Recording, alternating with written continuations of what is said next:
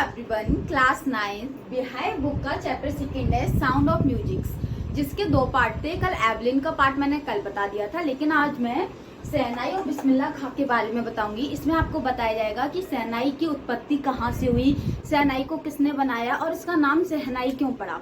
और दूसरा मैं बिस्मिल्लाह खां के बारे में बताऊंगी कि उन्होंने शहनाई को पूरे इंटरनेशनल लेवल में फैलाया और उनको कौन कौन से अवार्ड से नवाजा गया।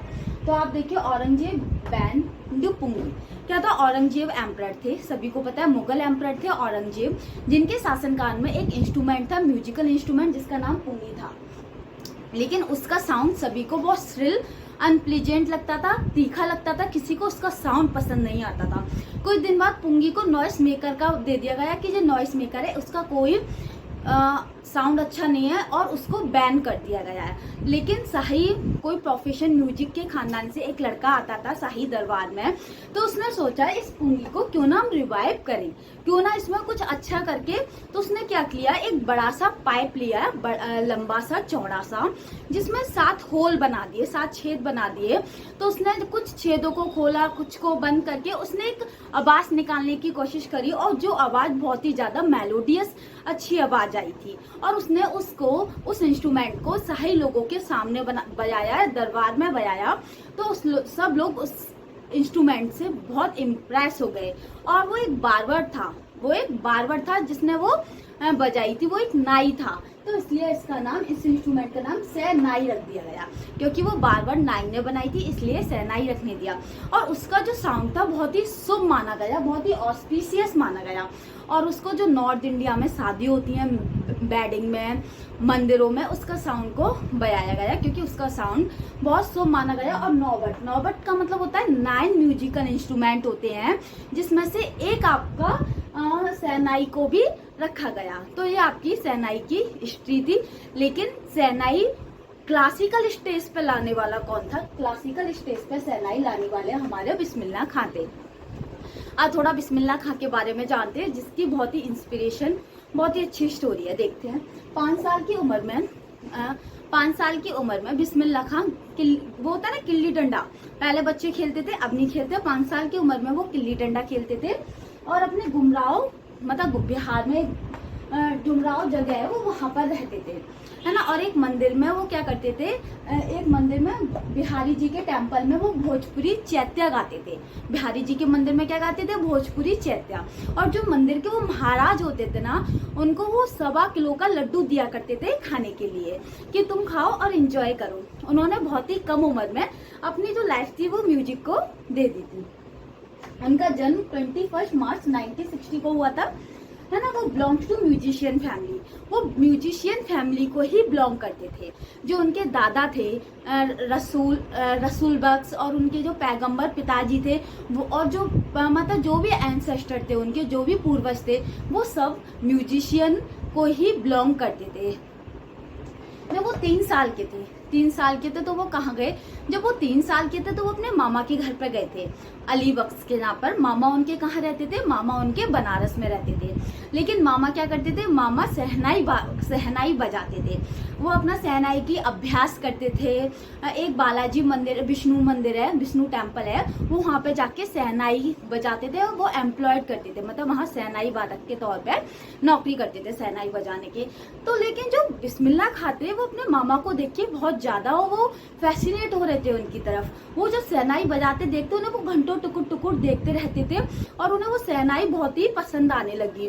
फिर वो अपने मामा के साथ विष्णु टेम्पल में भी जाने लगे, वही शहनाई वादक के तौर पे, कि उनके साथ उन्हें, और वो काफी घंटों शहनाई का रियाज करने लगे। वो खुद भी शहनाई बजाने की प्रैक्टिस करने लगे, काफी घंटों रियाज करने लगे। एक बालाजी मंदिर और मंगला मैया के मंदिर में वो अपना जे थे, और गंगा नदी के किनारे वो शहनाई का रियाज करने लगे। शहनाइयों को घंटे से घंटे बजाते बहुत सारे, है ना। और उनका मानना था कि जो गंगा के किनारे बैठ के जो गंगा का बहाव है, वो उनको राग बनाने की प्रेरणा देता है।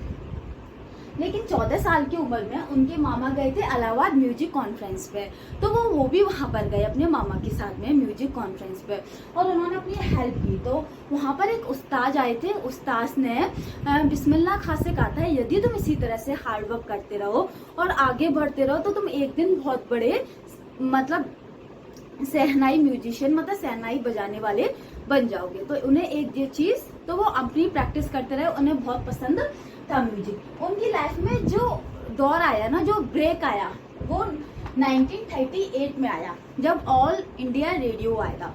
ऑल इंडिया रेडियो ये वो टाइम है यहाँ पर पहली बार जो सहनाई थी वो रेडियो पे सुनी जा रही थी, और वो सुनाने वाले कौन थे? हमारे खुद बिस्मिल्लाह खां थे। 15 अगस्त 1947 को जब हमारा इंडिपेंडेंस डे हुआ था, उस टाइम भी बिस्मिल्लाह खां ने सहनाई बजाई थी, हमारे देश को ग्रीट किया था, कॉन्ग्रेचुलेट किया था, मतलब बहुत खुशी से उन्होंने जो अपना पूरा हार्ट था ना, मतलब दिल था, वो पोर कर दिया, मतलब पूरा खेल के रख दिया, मतलब इतने धुन से इतने अच्छे से सहनाई बजाई।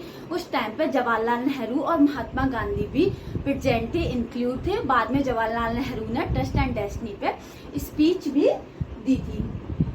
ऐसा नहीं कि उन्होंने 15 अगस्त पे बहुत सारे इंडिया में भी उन्होंने नाम कमाया, इंडिया के अलावा उन्होंने विदेश में भी नाम कमाया। विदेश में जाने में सबसे पहले वो गए थे अफगानिस्तान गए थे। अफगानिस्तान के किंग जाहिर शाह उनसे बहुत ज़्यादा इम्प्रेस हुए उनके म्यूजिक से। उन्होंने मैस्ट्रो लेके भेजी, उनको बुलाया और उनको गिफ्ट में कारपेट दिया और बहुत सारी यादें वाली चीज भी दी।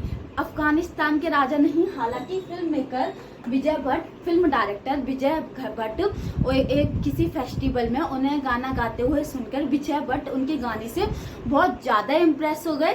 तो विजय भट्ट ने उनके ही नाम पर एक मूवी रखी, जिस मूवी का नाम था गूंज उठी सहनाई, जिसमें उन्होंने एक गाना कंपोजिशन किया था, दिल का खिलौना या टूट गया, ये बिस्मिल्लाह खां ने कंपोज किया था। और जो उनकी मूवी थी वो बहुत ज्यादा सुपरहिट गई, सबको बहुत पसंद आई, चार्टबस्टर मूवी गई वो उसकी।